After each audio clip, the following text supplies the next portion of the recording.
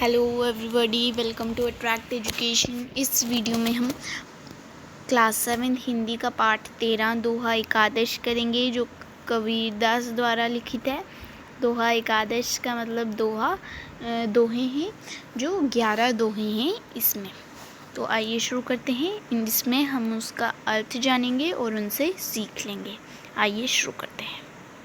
ये हमारा पहला दोहा है। सांच बराबर तप नहीं, झूठ बराबर पाप, जाके हृदय सांच है ताके हृदय आप। अब हम इसका अर्थ जान लेते हैं। ये हमारे इस दोहे का अर्थ है। कवि कबीर कहते हैं कि सत्य से बढ़कर तपस्या नहीं है, झूठ से बढ़कर पाप नहीं है। जिसके हृदय में सत्य हो उसके हृदय में स्वयं भगवान रहते हैं। अब अगला दोहा कर लेते हैं। ये हमारा दूसरा दोहा है। बोली एक अमोल है, जो कोई बोले जानी, ये तराजू तोली के तब मुख बाहर आनी। अब हम इसका मतलब जान लेते हैं। ये इस दोहे का अर्थ है। कवि कबीर कहते हैं कि यदि कोई सचमुच बोलना जाने तो बोली एक अमूल्य वस्तु है। इसे हृदय रूपी तराजू में तोलकर ही मुख से बाहर निकालना चाहिए, अर्थात अच्छी तरह से सोच समझकर ही बोलना चाहिए। अब हम अगला दोहा कर लेते हैं। ये हमारा अगला दोहा है। अति का भला न बोलना, अति की भली न चूप, अति का भला न बरसना, अति की भली न धूप। अब हम इसका अर्थ जान लेते हैं। ये इस दोहे का अर्थ है। कवि कबीर कहते हैं कि अधिक बोलना अच्छा नहीं है, अधिक चुप रहना भी अच्छी बात नहीं है। इसी प्रकार ना तो अधिक बरसना अच्छा है और ना अधिक धूप अच्छी होती है। अब हम अगला दोहा करते हैं। ये हमारा अगला दोहा है। काल करै सो आज कर, आज करै सो अब, पल में प्रलय होएगी, बहुरी करै गो कब। अब हम इसका अर्थ जान लेते हैं। ये इस दोहे का अर्थ है। कवि कबीर कहते हैं कि जो काम तुम्हें कल करने हों उन्हें आज करो, जो आज करने हों उन्हें अभी कर डालो। पल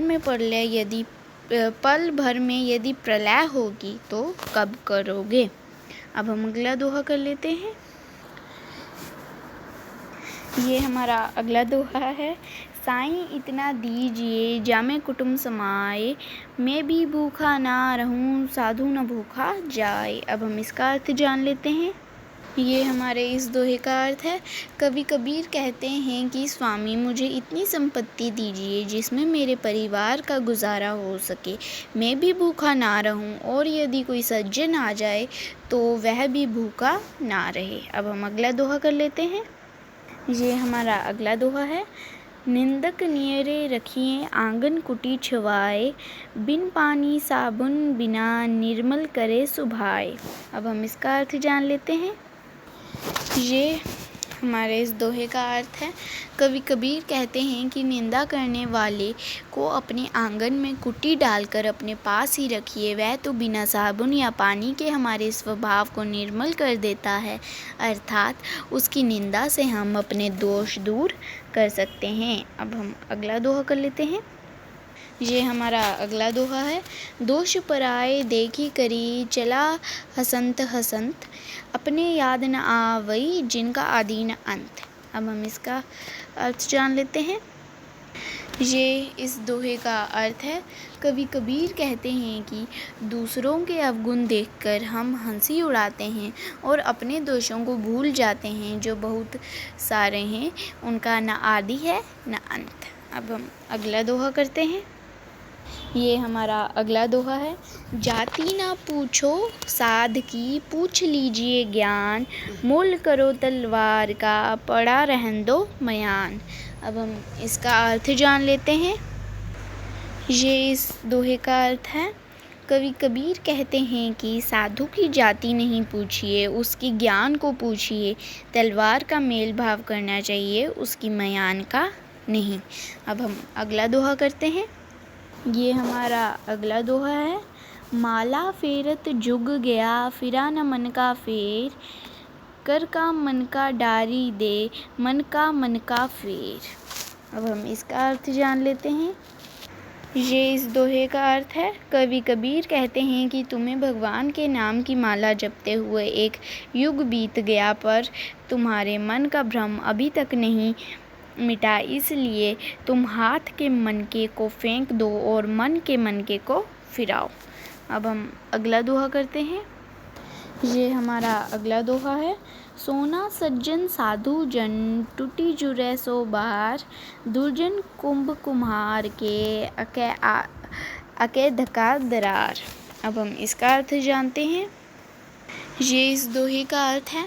कवि कबीर कहते हैं कि सोना, सज्जन और साधु ये टूट भी जाएं तो 100 बार जुड़ जाते हैं, अर्थात नाराज़ हो जाएं तो फिर एक हो जाते हैं, परंतु दुर्जन तो कुम्हार के घड़े के समान हैं, जिन्हें एक ही धक्का दो तो ऐसी दरार आ जाती है जो कभी नहीं जुड़ती, अर्थात वे ऐसे रूठते हैं कि फिर मनाए नहीं मानते। अब हम अगला दोहा करते हैं। ये हमारा 11वां दोहा है, मतलब आखिरी दोहा है। तिनका कबहू ना निंदिए, जो पायंतर होए, कबहू उड़ी आँखिन परे, पीर घनेरी होए। अब हम इसका अर्थ जान लेते हैं। तो ये हमारे इस दोहे का अर्थ है, मतलब आखिरी दोहे का अर्थ है। कवि कबीर कहते हैं कि पैरों तले पड़े हुए तिनके की कभी भी निंदा ना कीजिए, क्योंकि वह कभी भी ज़मीन से उड़कर आँख में पड़ सकता है और उसके आँख में पड़ने से बहुत पीड़ा होती है। इस दोहे के साथ हमारा यह पाठ ख़त्म होता है, दोहा एकादश। तो अब आशा है कि आपको इन सारे दोहों के अर्थ समझ आए होंगे। तो अगर आपको ये वीडियो अच्छा लगा हो तो इसे लाइक, सब्सक्राइब और अपने दोस्तों के साथ शेयर करना ना भूलें। अगले वीडियो तक पढ़ते रहिए और अभ्यास करते रहिए। धन्यवाद।